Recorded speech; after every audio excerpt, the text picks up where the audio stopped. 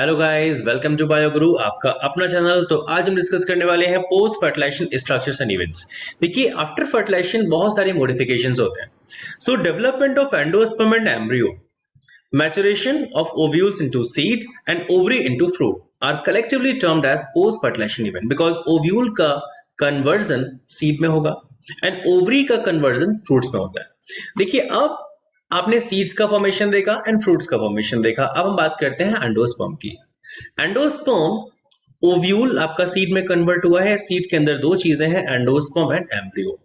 This is a product of triple fusion and develops from central cell of embryo sac. आपने double fertilization पढ़ा, first is called syngamy, second is called triple fusion.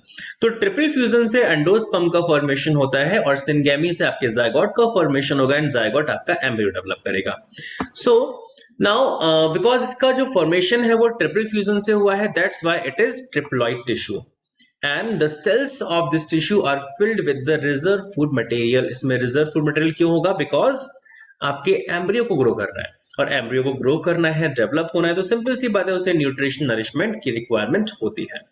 They are used for the nutrition of the developing embryo and it is absent in families such as Orchidaceae, then Porostimacea and Trapezae। तो ये कुछ ऐसी families हैं जिनमें endosperm नहीं मिलता।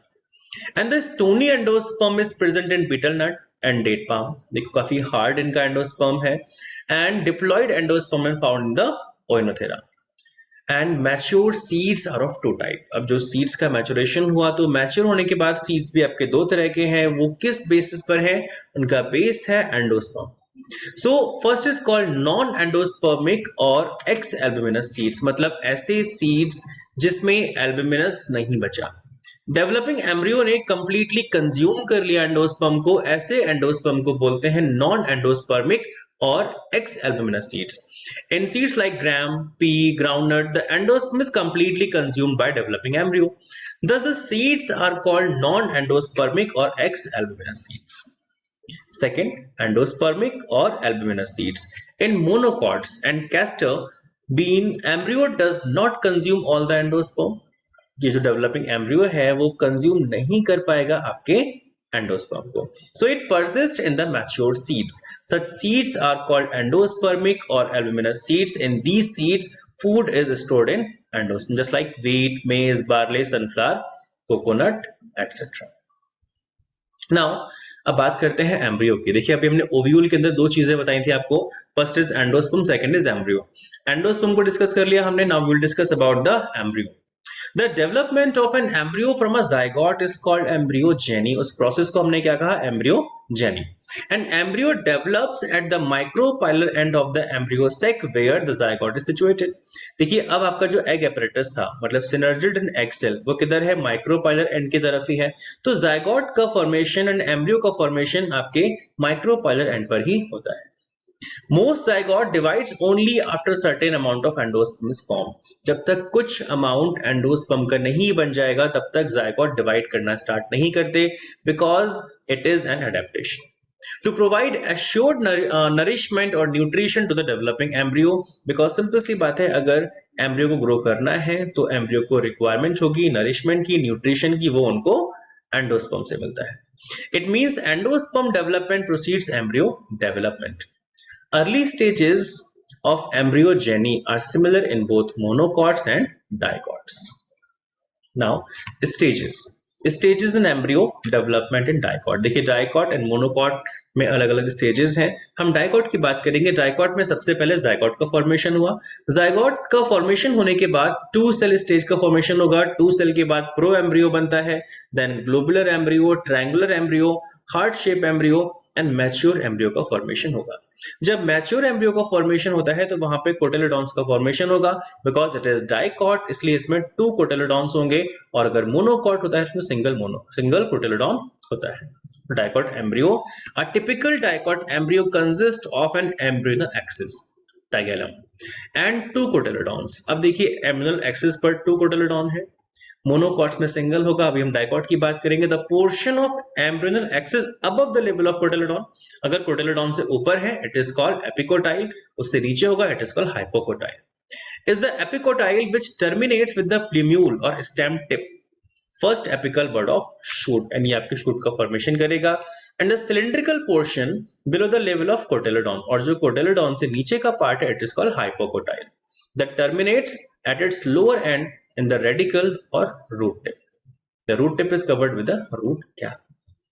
Now a typical dicot embryo, देखिए plumule जो कोटिलेडॉन से ऊपर का पार्ट था, then cotyledons, hypocotyl and radicle. तो रेडिकल क्या है, आपकी रूट का डेवलपमेंट करेगा, एंड प्लीम्यूल शूट डेवलप करता है. Then we have monocot embryo. Embryos of monocot possess only one cotyledon. Monocot है तो सिंगल कोटिलेडॉन होगा इसके अंदर, और डाइकॉट में 2 कोटिलेडॉन्स थे. In the grass family the cotyledon is called scutellum. Grass family में आपने उसको शुटेलम टर्म यूज किया उसके लिए. That is situated towards one side lateral of the embryonal axis. At its lower end and the embryonal axis has the radicle and root cap is enclosed in an undifferentiated sheath called coleorhiza. अब देखिए undifferentiated मास है, undifferentiated sheath है, इसको आपने क्या कहा है, coleorhiza. The portion of the embryonal axis above the level of attachment of frotalum is epicotyle. जैसे आपने पढ़ा था, ऊपर है तो epicotyle, नीचे होगा तो hypocotyle. Epicotyle has a shoot apex and a few leaf primordia. Primordia मतलब leaf बनाएंगे. Enclosed in a hollow foliar structure called coleoptile. And the outer covering of the endosperm separates the embryo by a proteinaceous layer called aileron layer. Protein की वजह से हमने इसको aileron layer कहा है. Then Alus of embryo, grass family, monocot, scutellum, coleoptile, epiblast, radicle, root cap and coleorhiza. Scutellum and जो coleoptile है वो shoot portion फॉर्म करेंगे, radical portion आपका root का डेवलपमेंट करेगा. मोनोकॉट्स में फाइब्रस रूट्स होते हैं और डाइकॉट्स में टैप रूट्स होंगे. That's good. नाउ पेरिस्पर्म, देखिए अब एम्ब्रियो आपने पढ़ा, एम्ब्रियो जो एम्ब्रियो सेक है. अब एम्ब्रियो सेक के ऊपर एक पतली सी लेयर होती है न्यूसेलस की. So mostly nucellus is consumed after fertilization due to absorption of food by the endosperm and embryo. But कुछ ऐसे भी सीड्स होते हैं जिसमें आपका न्यूसेलस बच जाता है. So but in some seeds remnants of nucellus are of persistent nature. This residual persistent nucellus is called perisperm. तो उसको आपने क्या बोला, perisperm. Such seeds are called perispermic seeds, just like black pepper, piper, nigrum, beet, etc. चलिए देखते हैं आज आपने क्या सीखा. तो there are some MCQs. The cells of the endosperm are filled with reserved food materials and are used for the nutrition of developing embryo. Is generally a dash in angiosperm, triploid tissue, diploid tissue, haploid tissue or hexaploid tissue. That's good. It is triploid because it is endosperm, and generally endosperm is triploid. Now the portion of the embryonal axis above the level of cotyledon is hypocotyle, epicotyle, coleorhiza or radical. Yeah, it's epicotyle. PEN, primary endosperm nucleus, develops into thalamus, embryo, endosperm, periderm. Yeah, it is endosperm. That's good. Then perisperm is found in the seeds of piper nigrum, barley, then beans or groundnut. Yeah, it's true. It is piper nigrum. Now, in gram, pea and groundnut plants, endosperm is not formed in life cycle. Embryo development precedes endosperm development. Mature seeds lack endosperm, or non-albuminous seeds are formed due to absence of triple fusion. Yes, it is mature seeds lack endosperm in groundnut. Then remnant of nucellus seen in the seed is periderm, perisperm, embryo or endosperm. Yes, you were right. It is perisperm. चलिए, तो I think आज इस topic को आपने समझा होगा, कुछ clear हुआ होगा. अगर फिर भी कोई डाउट होता है then you can comment me in my comment box. Thank you for today. God bless you. See you in the next video. Thank you.